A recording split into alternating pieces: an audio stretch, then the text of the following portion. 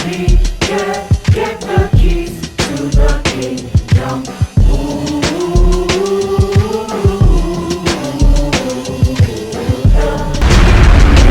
Get the keys to the kingdom.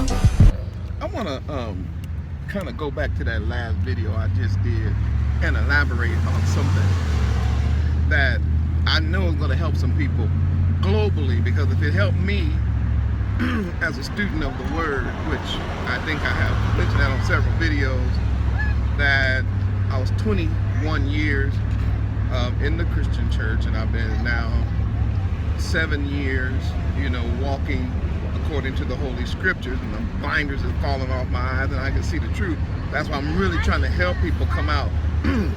But I want to elaborate on this one point I tried to make concerning how everything now makes sense.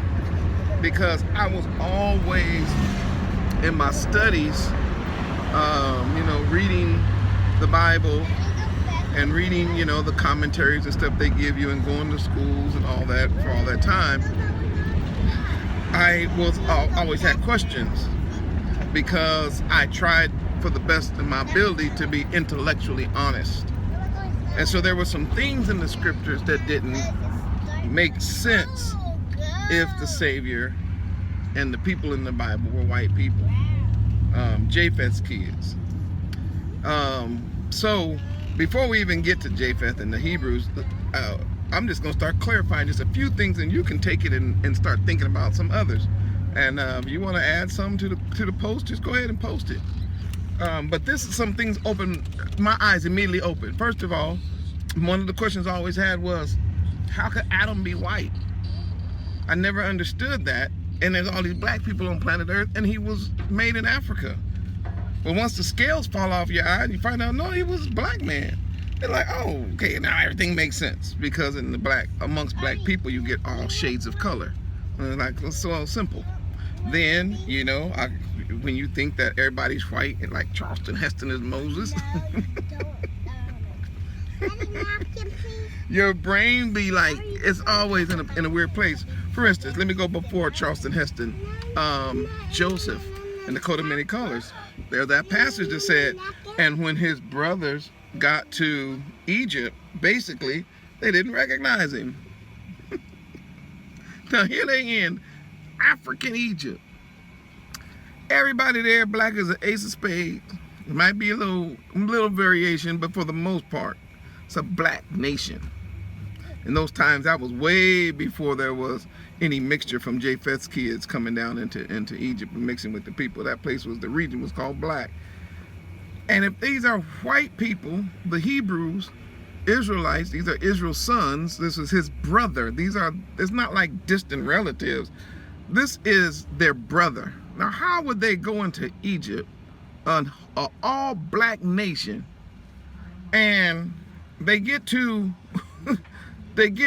Pharaoh, and they have to stand before this man and ask for something, and they the only white people in Egypt, and this guy that they talking to is white, but they don't recognize that we white and he's white. I wonder if there's any relationship. No, but you have to try to squeeze that round peg in that square hole. It don't fit. But make them black and everything fits. Like, of course, the reason why they didn't know him, because everybody was black. And so all he did was put on a little makeup. They didn't expect to see him. So boom, it makes sense. Then all I had to do is just say, hey man, he was just older, he was grown up, and he revealed to them who he was.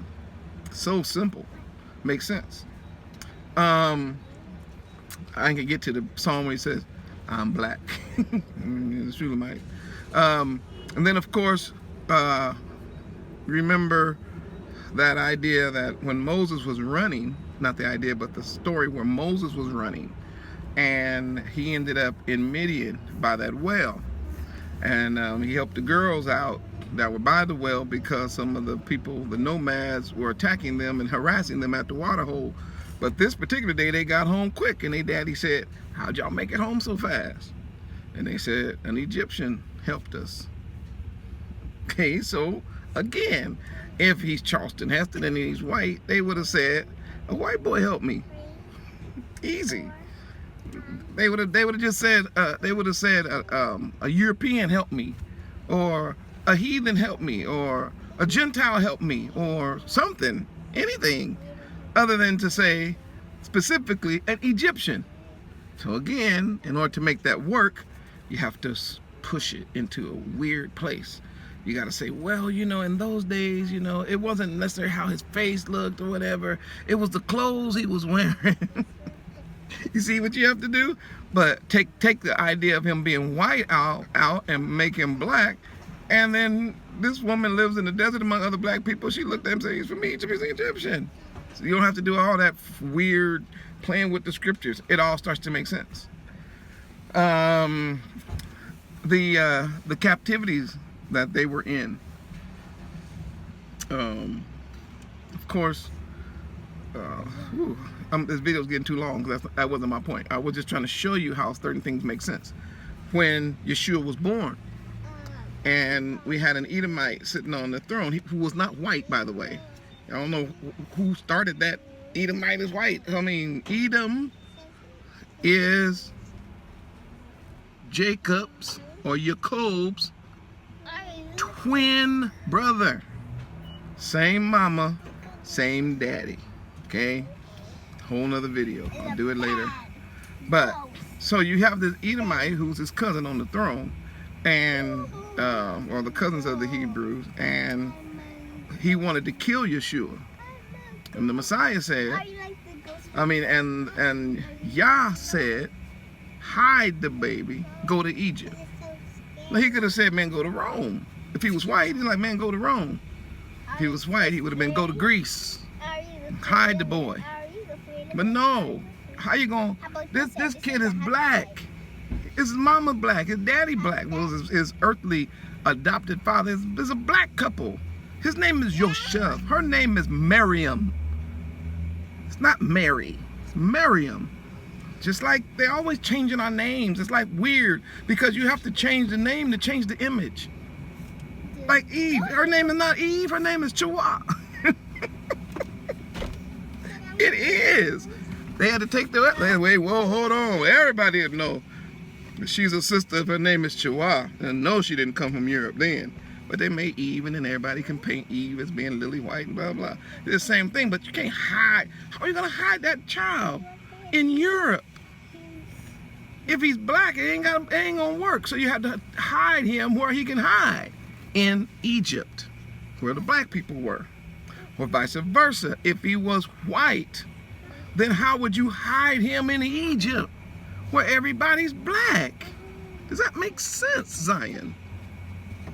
No, it don't make no sense. So of course, now, take the color off, make him black like he's supposed to be, and the story just flows.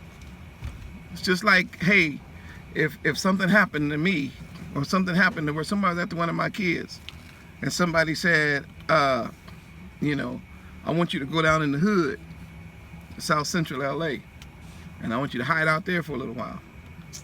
I need you to go down, go to Oakland. Well, Oakland's changing, by the way, but anyway, on East 14th, or, somewhere like that. I need you to go, you pretty much are not gonna say, go hide, you and your family, go hide in a place where it's majority white people. No, it's gonna be black people, because they're gonna say, you black, go hide your baby where there's a bunch of black folks, so you just kind of can blend in. Once you put the colors, the skin, back on the dry bones, once they come alive and the skin gets up on them and you can see the color of who the people are, then the whole Bible falls in place. It's just an easy book to read. It everything makes sense. All the captivities, and you can see who the slaves are and who the masters are and who the and where the judgment is coming. You can see verses that make sense, like I know who people who say they're Yehudim and they're really not the Yehudim, but they lying. I know the ones who are actually a part of the synagogue of Satan. I know the ones that I'm going I know how they're going to call you names and bywords and all that kind of stuff. I can see it. Once you see it as the true people, put the color on. Don't be afraid. Just put the color on them and see if everything doesn't just jump out and make sense, like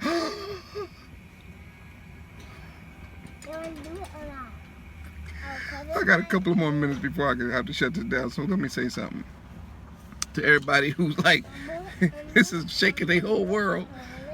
It gives me joy when people say that they're praying to the Hamashiach, because you're praying to a brother. You do know that. Yeah, he's praying to a brother. And y'all better get it straight. Brother's coming back. He's the king of Israel. He is an undisputed king who is alive, and he is of the brethren. He has a tribe. It's Judah. He has a lineage. It's Abrahamic.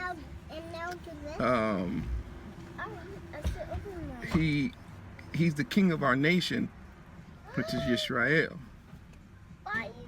And he's coming back. And everybody's got to meet him face to face. Think about that. You don't have to push round pegs into square holes no more. You don't have to explain away the woolly hair. Oh, if he's a black man, yes, his hair is woolly. You have to say, well, that's symbolic about the this and the that. No, man, if he's black, his hair is woolly. If he's a black man and he's under pressure, like having judgment of the whole world on his mind, eyes gonna get bloodshot, and they're gonna be on fire looking. It's the eyes. I done seen brothers do it. You be like, man, that dude's eyes on fire. Man, his hands and his feet is like polished brass. You don't have to, if he's a white man, then you got to make up something to make it work. But if he's black, you say, oh, okay, I get it. It's not a problem. I can see it plain as day. And he got a two-edged sword, which is the Torah that proceeds from his mouth. Once you see that, you're like, oh, I see now why you got to keep the Torah. Because that's what he's going to use to judge the whole world with. It all makes sense. And it's easy to study the scriptures, studying them from a position of honesty and truth. Shalom.